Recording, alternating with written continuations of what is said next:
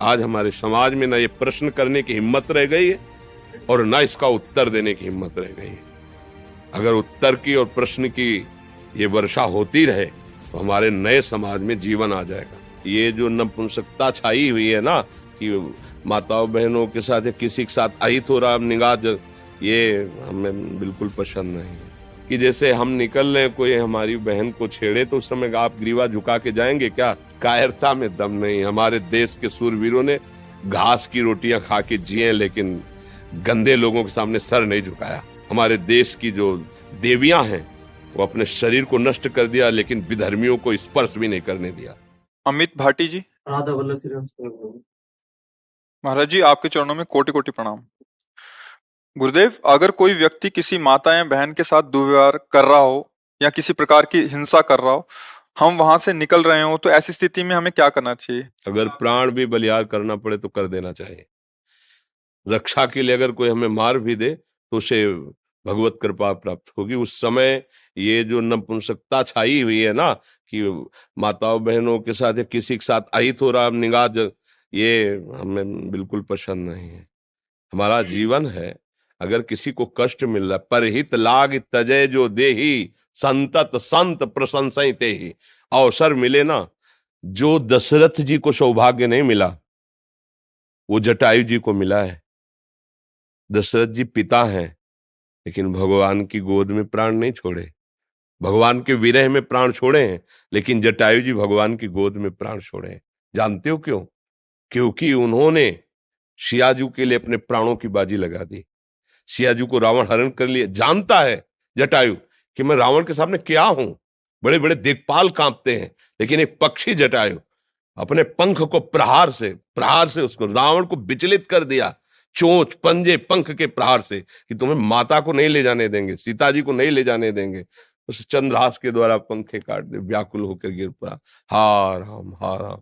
आगे पड़ा जटायु देखा, चितवत राम चरण की रेखा। भगवान ने गोद में उठा। अंत्येष्टि के अंत समय उसका भगवान की गोद में प्राण निकला। और जो दशरथ जी की अंत्येष्टि क्रिया भरत जी ने की, राम जी ने स्वयं अंत्येष्टि क्रिया जटायु जी की। समझ रहे ना? दूसरों की रक्षा के लिए यदि हमारे प्राण भी चले जाते हैं तो हमें भगवान की कृपा प्राप्त होगी। इसमें नहीं, ये आज बहुत ही निंदनीय वृत्ति आ रही है, कायरता जिसे कहते हैं। ये बहुत किस बगल में हम देख रहे हैं कि दुर्व्यवहार कर रहा है, वो इसे पीड़ा पहुंचा रहा है, और हम अपना सर झुका किस लिए चलाते कि मेरा तो नहीं ना, वो मेरी बहन तो नहीं ना, मैं तो सुरक्षित हूं ना। अगर हम उसको कुछ बोलेंगे तो कहीं हमें ना मार दे, कहीं हम ऐसा कैसे हो सकता है? अगर इतनी व्यवस्था हमारे दिमाग में स्वसुख की छा गई है तो फिर मनुष्य कहलाने योग्य नहीं है हम भाई। पशु कहलाने योग्य, मनुष्य तो कहलाने योग्य नहीं है। एक बार अपने स्वरूप में आ जाओ, आप भगवान के अंश हो। एक बार आ जाओ। मरना एक बार है, 100 बार नहीं। ध्यान रखना, 100 बार नहीं मरना है, एक बार मरना है। और वो निश्चित समय है, कोई बिना समय के मार नहीं सकता। क्योंकि एक ही भय होता है जो डराता है, कहीं मृत्यु ना आ जाए, और वो हमने स्वीकार कर लिया है। बस फिर देखते हैं। यही स्वीकार करके बाबा जी बने थे कि अब मैं मरा।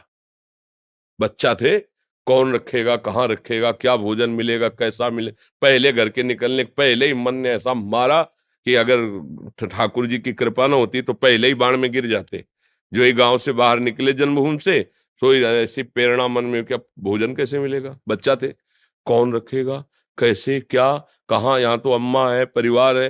तुरंत आया कि अब तो मरा, अब भगवान जैसे रखेंगे रखेंगे, भगवान के लिए मरेंगे। देखो आपके सामने में पूरा जीवन हो गया। एकांत गंगा किनारे अकेले घूमना, श्मशान, रात्रि में पेड़ के नीचे रुक जाना, मंदिर, कहीं भय थोड़ी लगा क्योंकि मरा। प्रभु के लिए जीवन अर्पित, अब जैसे ऐसे कोई टच नहीं कर पाया। हाँ, उनका विधान है तो कोई गाली देगा, कोई अपमान करेगा, थोड़ा मजबूत करने के लिए ऐसे कोई। तो ये तो होना चाहिए कि जैसे हम निकल रहे कोई हमारी बहन को छेड़े तो उस समय आप ग्रीवा झुका के जाएंगे क्या? मारो मती, उसको बंदी बनाकर, हमारा कानून है, कानून को अर्पित करो। हिंसा करके तुम नया अपराध मत करो, पर कोशिश करो बचाने की। उसको बचाओ और उसको बंदी बनाने की। यदि उसमें कुछ होता है तो भगवान जाने। बात समझिए, हमारा उद्देश्य हिंसा करना नहीं होगा। बचाव पक्ष में, अगर बचाव पक्ष में हमारे प्राण चले जाएं या कुछ भी हो जाए, वो भगवान जाने, पर इस पर तो उतरना चाहिए। हम कई जगह ऐसा देखा है कि इतने लोग स्वार्थी हैं। एक बार हम 11 बजे रात्रि के पहले 9 बजे तक आरती होती थी ठाकुर जी की, तो आरती करके फिर भिक्षा मांगते थे घरों में। तो जो मिल जाता फिर लेकर के एकांत पाते, आचमन करते, फिर यमुना किनारे कुछ देर बैठ, तो 11 बजे रात्रि के वापस होते थे। तो वापस हो रहे थे तो एक ट्रैक्टर की जो जोतने वाला होता है ना हल, उसमें जो छेद होता है जहां से वो कनेक्शन होता है, वहां एक नवीन बछिया गाय थी, उसका पैर पता नहीं कैसे उसमें चला गया था। जी हुई दृष्टि गई और कोशिश कर रहे, जो हम दौड़ गए, उसका पैर ऐसे पकड़ा, अगर ही इसने थोड़ा भी हिलाया तो टूट जाएगा, क्योंकि पूरा सेट हो गया था। अब हम घबरा गए, 11 बजे रात्रि, 3-4 लोग निकले, हमको भैया थोड़ा हमें सहयोग कर दीजिए, क्योंकि नया बच्चा है, अगर आप इसे थाम लेंगे और अपने लोग धीरे से उठा लेंगे तो इसका पैर सुरक्षित रहे। चीखते रहे, वो देखे भी नहीं, ऐसे ही पास से ही निकल गए, देखे भी नहीं। अब हम कहा अगर हम छोड़ते हैं तो क्या होगा, ये चरफराएगी और टूट जाएगा। अब क्या करें, कितनी देर बैठे रहेंगे। अच्छा, हमारे में इतना बल भी नहीं, वो पशु है और सयानी थी, पर नया बच्चा था, तो हम कहा क्या करें। तो बगल में एक बड़ा गेट लगा हुआ था, हम सोचा इसको भड़बड़ाएं, तो जे ही छोड़कर भड़बड़ाने गए से उसने ऐसा किया कि पैर बस हृदय में कि अब क्या कर सकते हैं, बस फिर उदास होके चल दिए कि अगर वो 4 लोग मुझे सहयोग दे देते तो 5 थे, 5 तो इतना कर देते कि पीछे का हिस्सा तो उठा ही सकते थे, उठा लेते, वो बच जाता, सीधे निकल जाता ना, वो बच, उसको कंट्रोल करने की जरूरत है ताकत के द्वारा कि वो हिले डुले ना। किसी ने सहयोग नहीं किया। तो ये तो मतलब आज हमारे समाज में इतनी स्वार्थ बुद्धि होती कि कोई किसी को मार रहा है, हमें क्या मतलब है, कोई किसी के साथ गंदा व्यवहार करने के, हमें क्या, क्योंकि हमारी बहन तो है नहीं। ये नहीं होना चाहिए, ऐसा व्यवहार ना तो कभी करे किसी के साथ, और जहां तक हो सके ना होने दे। तो भगवान आपके साथ है, ये भी बात समझ लो। और जब भगवान का पावर आपके साथ है तो फिर कोई परास्त नहीं कर सकता। और अगर कायरता दिखाओगे तो फिर कायरता में दम नहीं। हमारे देश के सूरवीरों ने घास की रोटियां खा के जिए, लेकिन गंदे लोगों के सामने सर नहीं झुकाया। विधर्मियों के सामने आप पढ़ो, बड़े बड़े चरित्र, महाराणा प्रताप आदि बड़े बड़े हमारे देश की जो देवियां हैं, वो अपने शरीर को नष्ट कर दिया, लेकिन विधर्मियों को स्पर्श भी नहीं करने दिया। तो हम उसी भारत देश के हैं। थोड़ी आधुनिकता आकर के गंदे विचारों को बढ़ावा दे रही, लेकिन हमारा देश धर्मगुरु है। भारत देश धर्मगुरु है। यहाँ एक से एक महापुरुष पैदा हुए हैं। जब तक अपने प्राणों का मोह रखा जाएगा तब तक धर्म पर चलना कठिन हो जाएगा। पूज्य श्री गुरु गोविंद साहब जी ने पंच प्यारों की जो तैयारी की थी वो इसी बात की थी। साइड में कोई हमें प्राण दे, जीवन दे, मैं उसे स्वतंत्रता दिलाऊंगा। लाखों की सभा में एक खड़े हुए, आओ अंदर। और ऐसा लीला की कि रक्त की धार बाहर दिखाई दिया कि और कोई, 5 खड़े हुए थे पूरी सभा में। तब कहा था 1.25 लाख से एक को लड़ाऊंगा, क्योंकि इन्होंने प्राण समर्पित कर दिए ना, अब इनको ऐसा बनाऊंगा कि इनके सामने 1.25 लाख भी नहीं टिक सकते। क्यों? प्राणों का मोह छोड़ दिया ना। प्राणों का मोह छोड़ दो, सब भयभीत हो जाएंगे, क्योंकि सबका भय यही होता है कि मैं मरूं ना। और पापी पुरुष में ज्यादा हिम्मत नहीं होती, ध्यान रखना। हम लोग केवल प्राणों के भय से भयभीत होकर अधर्म सह रहे हैं। अगर आप अपने प्राणों का भय त्याग दें तो पापी जो पाप करने वाला है वो भयभीत, रावण भयभीत होके गया था सिया जी के लिए। उसके लिए जो शब्द आए ना, जिसे कुत्ता बढ़ियाई पे जाता है, ऐसे हो गया था। जिसके चलने से दिक्पाल कांपते थे वो वहां कांप रहा था।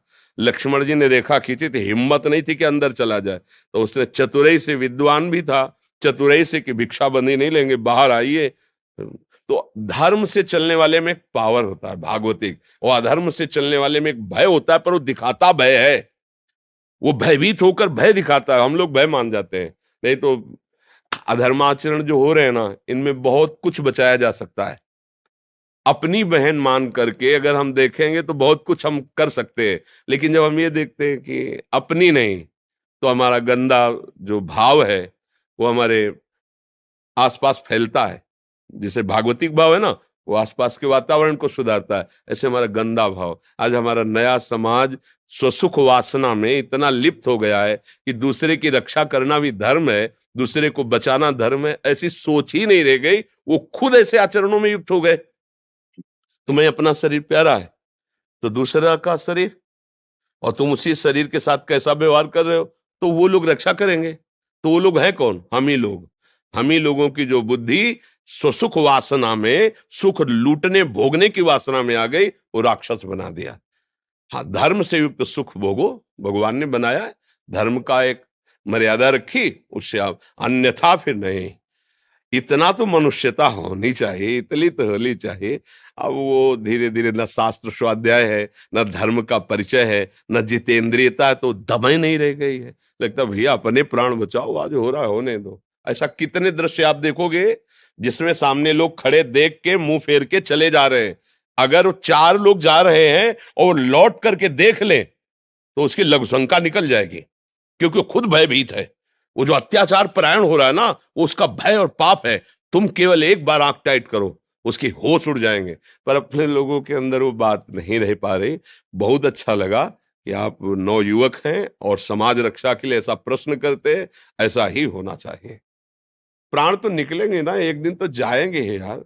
अगर धर्म में जा रहे हैं तो मेरा मालिक देख रहा है, बस उसको देखना है, दूसरे को थोड़ी देखना है कि दूसरा कोई वाहवाही दे, हमें मेडल दे। नहीं, हमारा मालिक देख रहा है।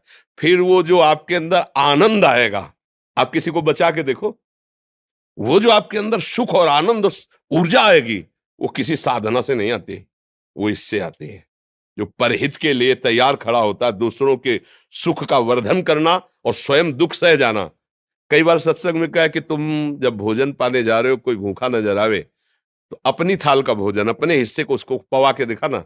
जब वो पा ले, फिर आप अपने हृदय में देखना, जीवन भर पाते रहो, ऐसी शांति और शीतलता नहीं आएगी जैसा उसको पवाले से आएगी। कोई गरीब भूखा है, अपने हिस्सा अन्न का दे दिया, और अगर कोई कष्ट में आपने बचा लिया, तो भारी विपत्ति जो तुम्हारे ऊपर कभी भी आने वाली होगी, उस समय भगवान तुम्हें बचाएगा, क्योंकि तुमने किया ना ऐसा अच्छा कर्म। हाँ, जो अरे तो फिर वो भी कहेंगे अरे भोगो अपने कर्मों का फल। हमें बहुत अच्छा लगा, क्योंकि आज हमारे समाज में न ये प्रश्न है और न इसका उत्तर है। बहुत चिंतनीय विषय है। आज हमारे समाज में न ये प्रश्न करने की हिम्मत रह गई है और न इसका उत्तर देने की हिम्मत रह गई है। अगर उत्तर की और प्रश्न की ये वर्षा होती रहे तो हमारे नए समाज में जीवन आ जाएगा। हमारा नया समाज, आप हमारे देश की शान है। अगर आप लोग अपने आचरणों को गिरा देंगे, देशभक्ति की निष्ठा नहीं, समाज भक्ति की निष्ठा नहीं, धर्म भक्ति की निष्ठा नहीं, तो फिर पशुवत आचरण को तो आचरण नहीं कहते। फिर हमारी पशु में क्या भेद वृत्ति रह गई? वो जो खा पी रहा है, भोग रहा है, बस उतना ही। हमारा क्या जीवन? हमारा जीवन ऐसा कुछ होना चाहिए जो उनसे विशेष हो, विशेष जीवन हो। इसलिए हमें मुझे बहुत अच्छा लगा। आपकी भावना को प्रणाम करते हैं और सब ऐसी ही भावना से युक्त बनो। अपने जीवन में कम से कम किसी के काम आ गया जीवन ना, माता पिता भाई बंधु पड़ोसी परिवार देश। देखो ना, हमारे देश के वीरों को देखो, जैसे लोग ब्याह में नहीं प्रसन्न होकर के खुशी होकर जाते हैं, ऐसे फांसी पे चढ़ने के लिए तो विदेशियों के दिमाग काम नहीं करते कि भारतीय है क्या चीज। वंदे मातरम फंदा चुमा और गले में डाल करके झूम गए, देशभक्ति में झूम गए। उनको लग रहा था मरने के लिए तो अच्छे अच्छे को होश खराब हो जाते हैं, और ये भारतीय मरने के समय मुस्कुरा रहे और ऐसे जा रहे जैसे दूल्हा बनने जा रहे हो। वंदे मातरम, जय हिंद, और फांसी का फंदा लगाया। धर्म में चल रहा, आज हम उनके गीत गाते हैं, आज उन्हें प्रणाम करते हैं, उन्हें नमस्कार करते हैं। नहीं, पशुओं की तरह मर गए, कौन जानता है, कीड़े मकोड़े की तरह। अगर धर्म किया तो जैसे यहाँ स्वागत सम्मान आपका, तो वहां परलोक में भी जिसकी यहाँ निंदा होती ना, दूसरों को सताता रहता था, तो नरक में भी उसकी। और जब यहाँ होता है कि ऐसा समाज सेवी, ऐसा धर्म से चलने वाला, तो उसका वहां सम्मान होता है, क्योंकि मालिक देख रहा है ना, ये कर्म भूमि, ये खेती है, जैसा बोओगे वैसे ही आपको फल प्राप्त होगा। धन्यवाद के पात्र बनो, ऐसा जीवन बनाओ।